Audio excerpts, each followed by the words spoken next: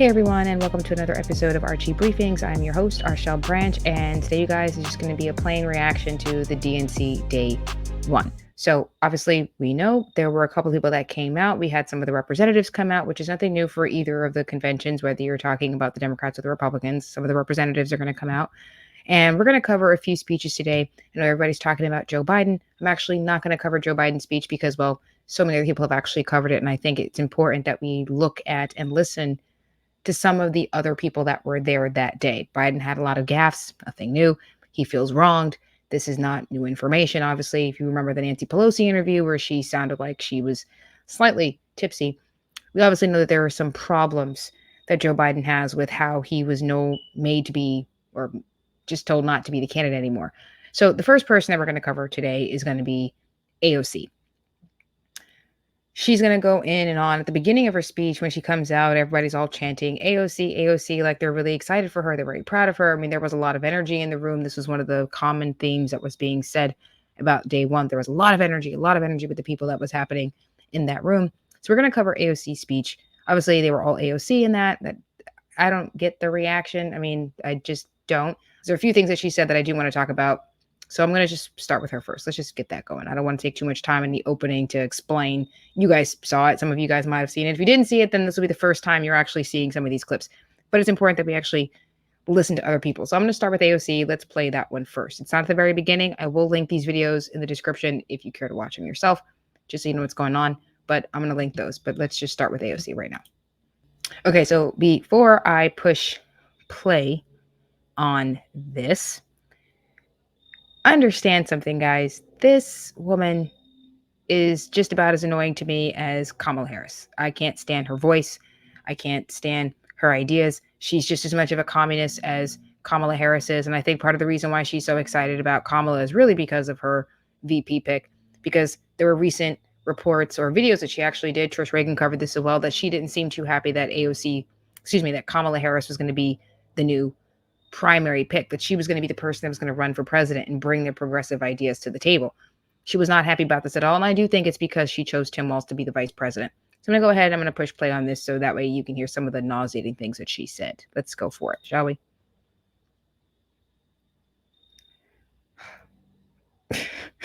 Like, why are you scared to push play? It's because she annoys me. Okay, brace yourselves. Brace yourselves. Because America has before us a rare and precious opportunity. In Kamala Harris, we have a chance to elect a president who is for the middle class because she is from the middle class. We understand the urgency. Okay, before I go any further with that, she cares about the middle class because she's from the middle class. She wants to help the middle class because I don't care what class you are from. You know, to quote Cary Grant from the Philadelphia Story. No, excuse me, James Stewart from the Philadelphia Story. Just because someone is born at the bottom, they can still be quite a heel. Meaning, just because you're from the bottom doesn't mean that you're going to be this decent individual. Okay? She's trash. And I mean, like, sleeping her way to the top, that makes you trash. Okay? She's trash. Look, not only is she trash, but she's not the most intelligent person around as it relates to talking about the economy. Her strength is legal. This is what we're talking about Kamala Harris here. Her strength is the law. And because she does absolutely nothing about crime, she can't even speak on that issue. So this notion that because she comes from the middle class, that somehow that's going to make me feel like, oh, she gets it. She's from our struggle. No, sorry. I don't care what class you are from. This is part of the reason why Trump has so much support. It's because he doesn't come across as an elitist. He's got money like the elites, but he doesn't act like the elites. So we don't care what part of the side of the grass you're on. We don't care. We don't care if you're rich or poor. We don't care if you come from poverty and you built your way up. You can still be quite an a-hole regardless of your class. So that line does absolutely nothing for me. And you can see it on their faces. Okay, let's get back to it, shall we? Of rent checks and groceries and prescriptions. She is as committed to our reproductive and civil rights as she is to taking on corporate greed. Price control. And she is working tirelessly to secure a ceasefire in Gaza and bringing hostages home. But you see, okay, so no one has said anything about their position on Israel and Gaza. Frankly, I think this was AOC trying to make it clear this is how you're going to get my support. You've already chosen Tim Walz for your VP, and we know what he thinks about this whole conflict. He's for a free Palestinian state, or at least that's how he moves as a governor. This is what he supports as an individual. So I'm not surprised at all that this was going to be one of her conditions. Oh, she's for freeing the hostages for the Palestinians. She's for freeing the Palestinians. This is the idea that AOC has about Kamala Harris. And this is the position that Kamala Harris has, which not even Kamala has made it clear what her position is. Now, we have an inkling as to what they're about because of who she chose to be her VP. She didn't choose Josh Shapiro, him being a Jewish person, him being pro-Israel, wanting to support Israel. Again, I'm not making my position clear on that particular issue. I don't want no wars. So this is personally, I just don't want to be involved in any of these wars. So if Israel wants to go to war with Iran, that's their business. If the Palestinians want to fight Israel so they can have a free Palestinian state, that's their business. I would like to not have to be involved in any of that. So if you want to play Switzerland, you can go ahead and you can do that, but you have to make that position clear. There are protests outside the DNC about this whole issue, and no one the entire night had anything to say except for AOC. So credit to her for actually saying this is what we stand on. This is our position. We know Ilhan Omar obviously feels the same way. We know Rashida Tlaib obviously feels this way. Pretty much the squad are pro-Palestinian. And Tim Walz, her VP pick for Kamala Harris, obviously he is pro-Palestinian. Kamala Harris has not actually made it clear what her position is on that. So I think this is AOC trying to make a position known to Kamala, to the crowd. If I'm saying this here on this stage, it's clearly because Kamala feels the same way. I don't think this is obviously the case.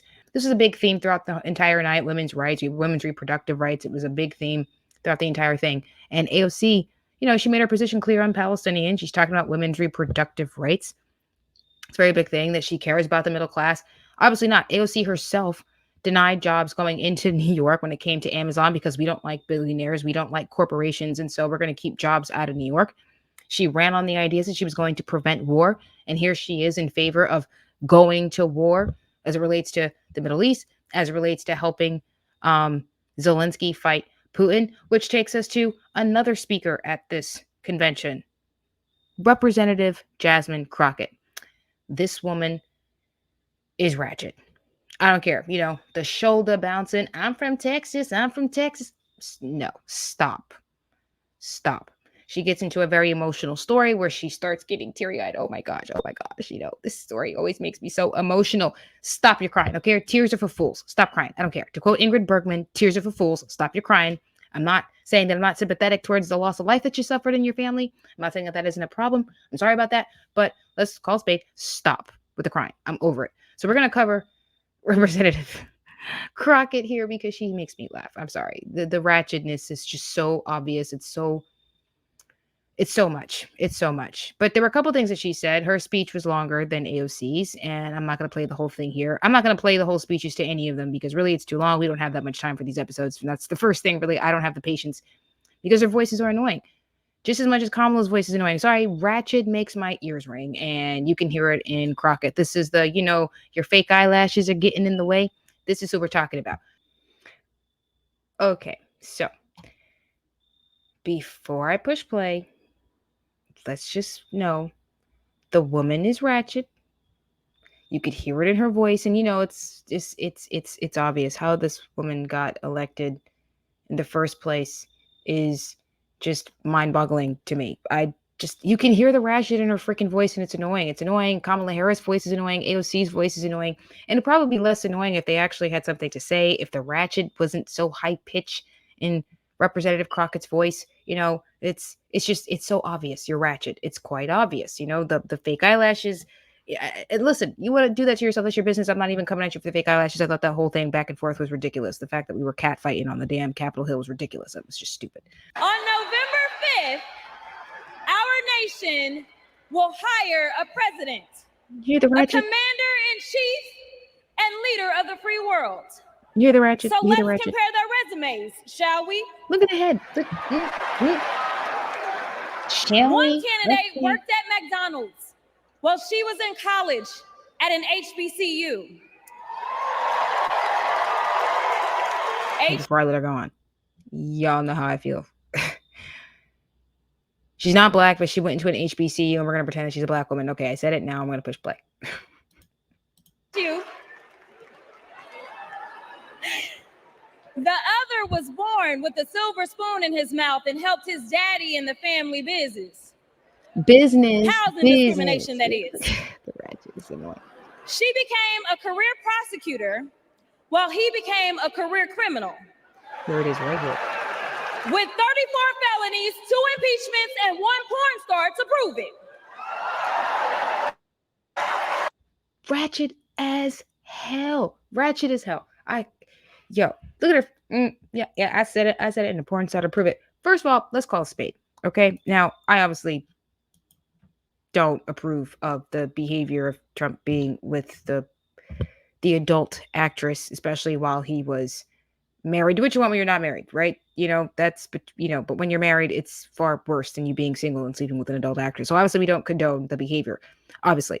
At the same time, he got a lot of kudos from other men for sleeping with her. Like, that's just number one. And second, the 34 counts of the criminal activity. Guess what? Black Americans don't like the justice system. This is why they want to defund the police. This is why they're always out there marching, saying that we want to defund the police and reallocate funds. Cori Bush and most of the squad, they're all about defunding the police because they don't trust the justice system. So you've been out here for the last how many years saying that we shouldn't trust the justice system. When we repeat that as conservatives, that you shouldn't trust the justice system, why are you out here acting like now you can trust it because they went after President Trump? His support among Black Americans, particularly among Black men, have improved since all of these counts.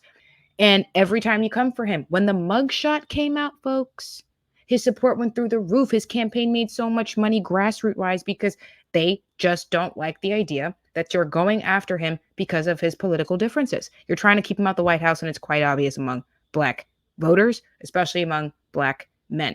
This is why Black men are supporting Trump at higher rates now than they did even back in 2020, because he had the bigger Black vote in 2020 compared in 2016, which is saying a lot. Now the support is almost through the roof among everyday Black voters, especially Black men, because, well, Black men don't like Kamala for sleeping her way to the top. This is why Judge Joe Brown is like, she's an old hoe. I didn't say it. He did. I'm just quoting. And they certainly don't like the idea that she kept people locked up behind bars when they didn't even have to be there. And this is something that even Tulsi Gabbard had played out on the stage when she slaughtered her in the debate. Like, that was a slaughtering, which is why she couldn't even poll higher than 1%. This is a big deal.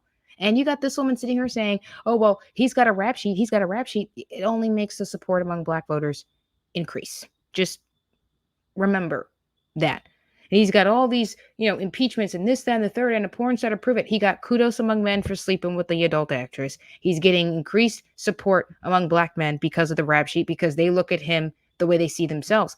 They're coming for you for no reason. And this whole, he was born with a silver spoon in his mouth, but aren't you one of these Black people who are out here saying you want other Black Americans to create generational wealth so that way their children can be raised with a silver spoon? Like, isn't that kind of the point? So that way no one has to actually, struggle in the ways that maybe the people that came before us did. Isn't that the point of a brighter tomorrow? Isn't that the point? Let's go ahead and let's keep this going, shall we? Because my goodness.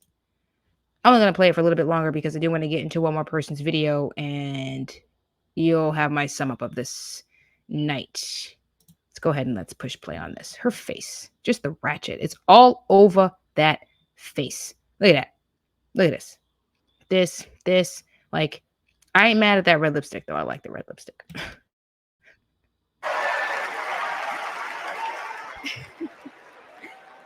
entire career as an elected district attorney, attorney general, and senator, locking people she's always for worked for one joked client, about on the people. Club.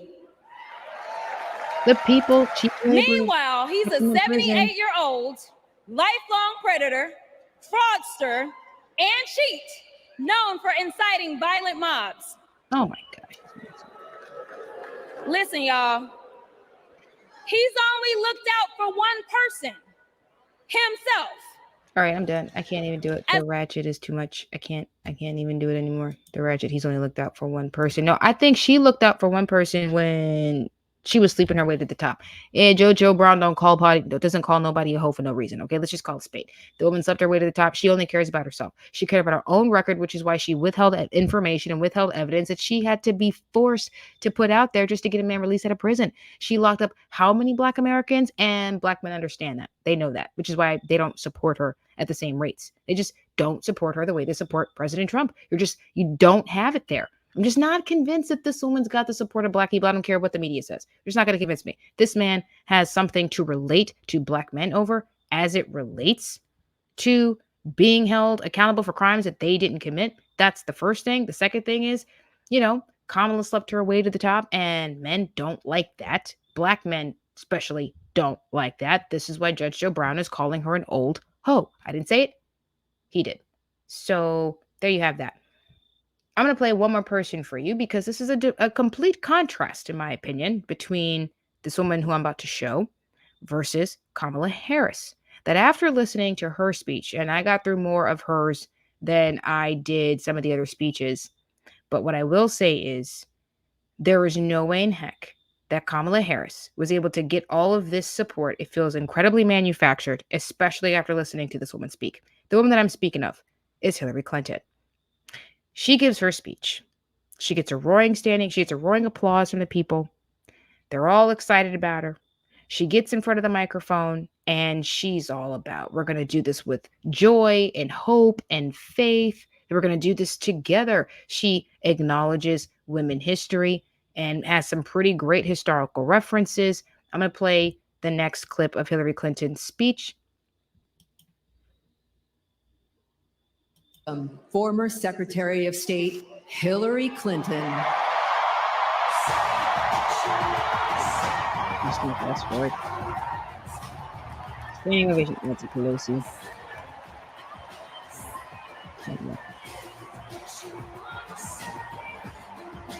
I do love the song she came out to.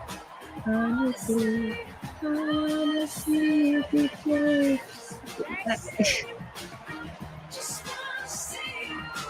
I mean, song choice, in my opinion, she came out to the song choice. That was Sarah Bareilles, I don't know what you want to call her, Sarah. Brave by Sarah Bareilles. I'm like, I love that song. Great song choice. Pretty much, I told you, the woman is smart. She knows what she's doing. She's smart. Thank you so much. Thank you. Yeah. Get past that. Thank you.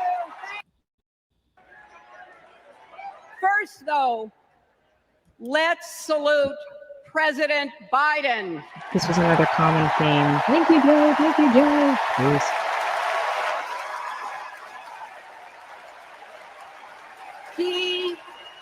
He has been democracy's champion at home and abroad. He brought dignity, decency. He brought dignity when his son's getting cocaine brought to the White House that we now know the Secret Service knew about. Come on. He brought dignity, really? When we got the daughter's diary, she was another person that spoke that day. I'm not going to, talk about her today, but my goodness, come on. Brought dignity when you got drugs at the White House. I mean, come on. And competence back to the White House. If he were competent, Mrs. Clinton, he'd still be the candidate. And he showed what it means to be a true patriot. In 1972, a fearless Black Congresswoman named Shirley Chisholm. This is why she's smart. Historical reference. She ran for president. Smart. And her determination let me and millions of others dream bigger, not just because of who she was, but because of who she fought for. Working parents, poor children, the last, the least, and the lost. Women! Okay, so this is the part where they're going to start talking about reproductive rights yet again. Women fighting for reproductive health care are saying, keep going! Families building better lives, parents stretching to afford childcare, young people struggling to pay their rent. They're all asking us to keep going. She was smart. Okay, that's enough of those. That's just day one, folks. The big theme for last night was let's murder babies. If you don't know where to go, sign up and we will have the taxpayers pay for it. No real clear vision, as AOC kept saying throughout her whole speech. Again, I'm going to link these speeches in the description box so that way you know what to look for. If you have the interest in, you guys come and watch this because, I'll watch it so you don't have to. So pretty much, guys, this is my sum up as far as what my briefing is for today, is for the DNC last night. Compared to the RNC, there was only one true message that came across clearly, and that was, we want to murder babies. That was quite clear. Women's reproductive rights. This was true with Jasmine Crockett. This was true with AOC. This is true with Hillary Clinton's speech. They all wanted to talk about what's wrong with President Trump and he's all these terrible things, which, again, you need something new. You can't just call him a racist and think that this is going to get you somewhere. Now, it might work for the people in that room, but it's certainly not going to work for the people outside of that room. AOC makes the claim that Tim Walz and Kamala Harris, as the president and vice president, are somehow going to save the Palestinian people, which she has not made clear. Now, I showed the Hillary Clinton speech because, first of all, when she first walked out, massive applause, standing ovation in ways that Kamala just can't get. I do not believe for a moment, especially after seeing Hillary Clinton, that Kamala Harris has the same charisma, that she's as smart as as Hillary Clinton. But she's not running. She's more coherent than, in my opinion, Joe Biden. She doesn't have word salads. I think she's a much skilled liar. The irony is that, they're both lawyers, and yet Hillary is a better liar than Kamala Harris is kind of imagining. It's kind of incredible. But one thing you can say about Hillary Clinton, she didn't sleep her way to get to that position. I mean, the only person that we know of anyhow that she slept with was her husband. Like, she was able to get all of this because she slept with her husband, who was Bill Clinton, the president of the United States. So you can't even really be mad at that. I'm like, listen, she's married to the guy that helped her get the power she was married to. So you don't have the same contrast here with either women. You're just not going to convince me that Kamala has got it the way Hillary did. You're just not going to convince me. Both these women are problematic, but why Hillary is better than Kamala Harris? The whole night was about murdering babies, ignoring the concerns of the American people. Not once did they talk about the issue of Israel versus Palestinians, which AOC was the only one who brought that up.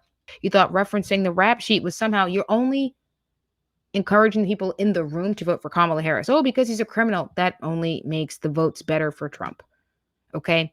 It only makes the votes better for Trump. Who you chose, Kamala, to be your VP only makes the people concerned about whether or not you're going to be advocating for, the Palestinians over Israel, which is going to piss off a lot of other voters, right? You're not really making this seem like something that is unifying. But then Hillary gets out there and she says everything right. I suspect that for the rest of the DNC, and we will cover the rest of the DNC for the rest of this week, I suspect that this is going to be just as nonsensical. I suspect that you're not going to hear any real vision of what the policy ideas are, because this has been the biggest criticism of Kamala's campaign to begin with, that the woman does not speak about policies.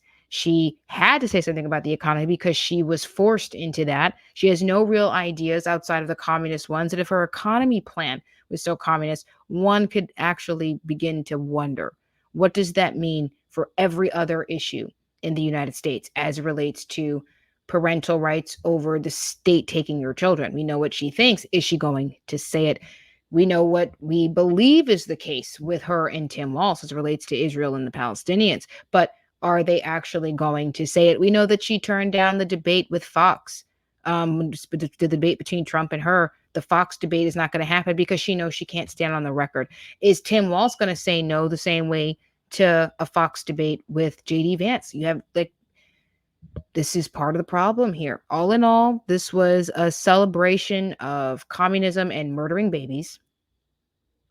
In my opinion, Hillary Clinton might have been the best speech out of the ones that I showed you today. I couldn't finish the DNC. I couldn't do it. There's just so much of it. I would start to listen to some of these speeches and it would drive me crazy. I couldn't even really finish Jasmine Crockett's because I can hear the ratchet. And again, it makes my ears hurt.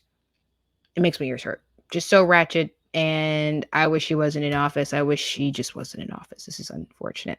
But you guys let me know what you think between the three speeches that I showed you. And if you do have any other ideas of what went down at this DNC for the first night. You let me know if there's something that you wish I'd covered, if there's some ideas of what you think is going to happen in the next few nights. Obviously, day 2 is happening today. I will be covering today's DNC day 2 tomorrow. So we shall see how this goes. They suspect that Obamas are going to speak. I'm interested in seeing that. So let me know. You guys go ahead and get into the comment section. Thank you all for listening and watching. And again, I'm challenging the people here on this channel to share this video, subscribe to the channel if you haven't already, hit that notification bell so you never miss an episode, and help the channel grow to reach 1,000 subscribers. We reach 1,000 subscribers by the end of August, and I will go live once a week, every single week, moving forward, so we can have a conversation live.